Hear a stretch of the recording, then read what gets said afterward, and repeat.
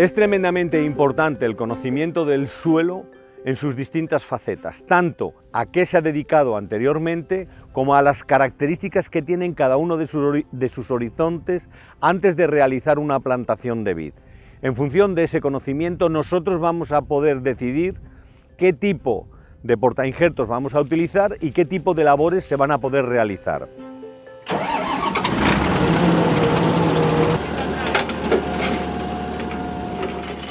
No olvidemos que el viticultor lo primero que tiene que pensar es que ese suelo al que él llega es un suelo que la planta va a tener que vivir muchísimos años ahí, con lo cual cuanto más respetuosos seamos al respecto del manejo, desde luego muchísimo mejor va a ser la producción y por lo tanto la calidad de esa producción. Y hay dos fases de conocimiento del suelo, una fase en la que se hace o se debería de hacer un perfil, donde de alguna manera veamos los horizontes que ahí tienen, sobre todo pensando en un momento determinado que tengamos un horizonte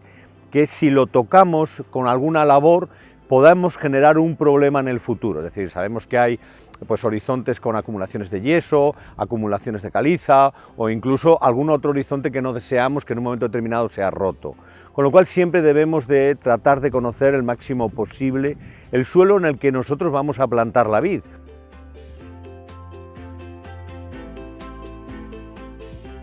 Una vez que tengamos el suelo, una vez que tengamos el perfil bien descrito y analizado y veamos que no tenemos ningún horizonte, lo que debemos de tratar es de conocer ya en superficie, donde se va a desarrollar todo el sistema radicular o donde va a estar el sistema radicular nutricional, que es en esos primeros 40 o 50 centímetros. Ahí es donde todos los nutrientes van a estar y el sistema radicular es el que de alguna manera va a tratar de absorber todos esos nutrientes. Una vez que hayamos decidido qué tipo de maquinaria vamos a utilizar, qué tipo de aperos vamos a emplear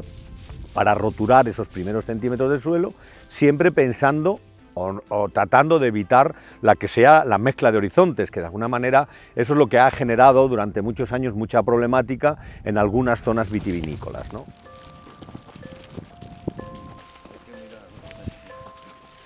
Pues luego lo que iríamos sería a tratar de coger un muestreo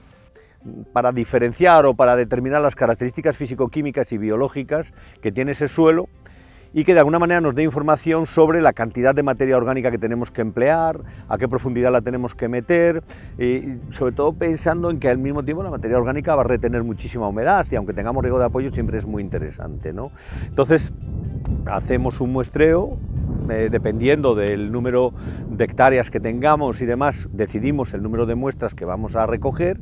y esas muestras las llevamos al laboratorio y ahí determinamos las características físico-químicas y biológicas. Esas nos van a permitir elegir qué portainjertos vamos a utilizar en función de lo que queramos hacer con nuestro viñedo. No olvidemos que podemos elegir una viticultura de producción, podemos elegir una viticultura de calidad y que eso está íntimamente relacionado no solamente con el manejo del viñedo, sino con el manejo del portainjertos y por lo tanto del manejo del suelo.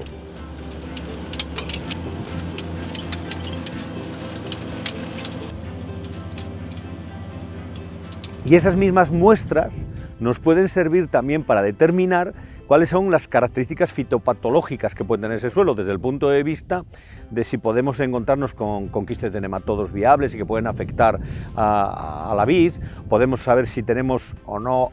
dependiendo del cultivo anterior, algo de armillaria. A lo mejor lo que tenemos es que aconsejarle al viticultor que siembre otro cultivo antes de la plantación de la vid, porque de alguna manera muchas de las veces podemos utilizar plantas nematicidas o podemos utilizar alguna planta que en un momento determinado enriquezca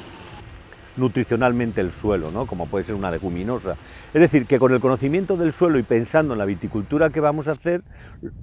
podemos de alguna manera conseguir que ese suelo se adapte perfectamente a las condiciones que nosotros queremos.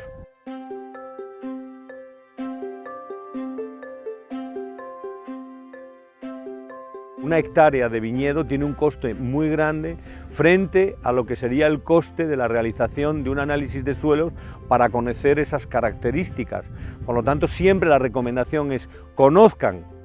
dónde van a plantar la vid,